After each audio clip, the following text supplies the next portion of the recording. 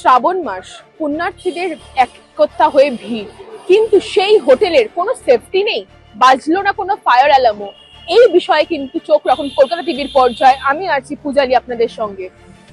এই তারাপীঠের যে অগ্নিকাণ্ড, অর্থাৎ এই তারাপীঠের হোটেলে যে অগ্নিকাণ্ডটা ঘটেছিল, সেখানে কিন্তু যেই সব যাত্রীদের কাছ থেকে আমরা যে তথ্য পাচ্ছি, সেখান থেকে আমরা জানতে পারছি সেই হোটেলে কোনো ফায়ার অ্যালার্ম কিন্তু বাজলো না। অর্থাৎ যখন সেই হোটেলে আগুন লাগলো, সেই হোটেলে কিন্তু কোনো ফায়ার অ্যালার্মের শব্দ অব্দি কোনো বাজলো না এবং সেখানে কোনো সেফটি ইস্যু ছিল না। এই বিষয়ে যেটা জানা যাচ্ছে প্রাথমিক তদন্ত অনুযায়ী, এই যে হোটেল, অর্থাৎ এই হোটেলের নাম ছিল বিদেশিনী হোটেল এবং সেই হোটেলে ছিলেন একাধিক পুণ্যার্থী। যেহেতু শ্রাবণ মাসের সোমবার, সেই সব পুণ্যার্থীদের ভিড় ঘটেছিল কিন্তু তারাপীঠের সেই হোটেলে। তারা ভেবেছিলেন যে সকালে ঘুম থেকে উঠে সুস্থ সাব্যস্ত হয়ে তারা পুজো দেবেন, অর্থাৎ মা তারার কাছে তারা পুজো দেবেন, কিন্তু এমন আশ্চর্যজনক এবং বেদনাজনক ঘটনা ঘটে গেল, সেই বিষয়ে কিন্তু তারা সবাই আমরা অবাক। কারণ কি, সেই নামকরা হোটেলে সেই সব বাসিন্দারা ছিলেন, যে জানা যাচ্ছে প্রাথমিক তদন্ত অনুযায়ী 9 জন বাসিন্দা বা 9 জনের কিন্তু পুণ্যার্থীর মৃত্যু ঘটেছে এবং তাদের মধ্যে তার পাশাপাশি 6 জন আহত এবং তাদের চিকিৎসা এখনো অবধি তারা চিকিৎসা চলছে। কিন্তু কিছু স্থানীয় বাসিন্দাদের অনুযায়ী আমরা যেটা জানতে পারছি, সেই হোটেলে কিন্তু কোনো ফায়ার অ্যালার্ম বাজেনি।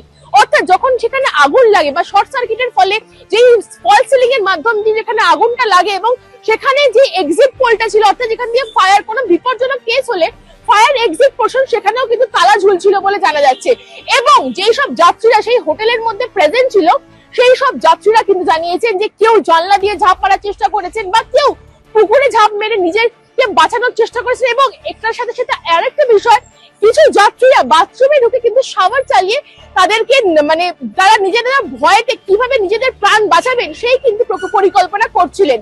কিন্তু যেই 9 জনের মৃত্যু ঘটেছে, সেই 9 জনের মধ্যে জানা যাচ্ছে এক বাবা এবং তার সন্তানের সেই মর্মান্তিক দৃশ্য দেখা কিন্তু সাধারণ মানুষের পক্ষে সম্ভব নয়।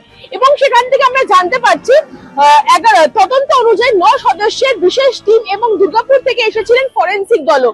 তার পাশাপাশি যেটা আমরা জানতে পারবো, এই যে ঘটনাটা ঘটেছিল সেখানে কিন্তু অল টোটাল 9 জনের মৃত্যু হয়েছে, যাদের মধ্যে আমরা জানতে পারছি কিছু 5 জনের একটা ফ্যামিলি ছিল যারা মেঘালয়ের বাসিন্দা এবং তার পাশাপাশি 5 জন মেঘালয়ের বাসিন্দা এবং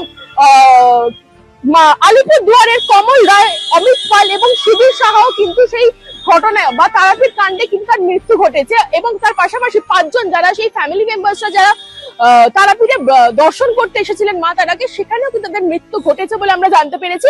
এবং 6 জন যারা এখনো অব্দি চিকিৎসাধীন, তাদের কিন্তু এখনো চিকিৎসা চলছে বলে আমরা জানতে পারছি। ফলে যেটা সবথেকে গুরুত্বপূর্ণ, এই যে ফায়ারটা, যে আগুনটা যেটা লেগেছিল, তার জন্য কিন্তু কোনো ফায়ার অ্যালার্ম বাজেনি। এবং তার পাশাপাশি এটাও আমি বলে রাখবো যে কোনো ফায়ার এক্সিস্টেন্স এখান থেকে নামানোর যে সিঁড়ি, সেই সিঁড়িও কিন্তু তালা ঝুলছিল বলে স্থানীয়রা দাবি করেছেন। এবং পাশাপাশি কিন্তু উল্টো দিকে, অন্যদিকে এই হোটেলের যে মালিক, তার ছেলে কিন্তু বলেছে যে পেছন দিক থেকে একটা ফায়ার এক্সিটের একটা পোল ছিল যেখান দিয়ে তারা নামতে পারতেন, কিন্তু অনেকেই সেই এক্সিট পোলটা তারা জানতেন না যে কিভাবে তাদেরকে রেস্কিউ করবেন বা কিভাবে তারা বাঁচবেন।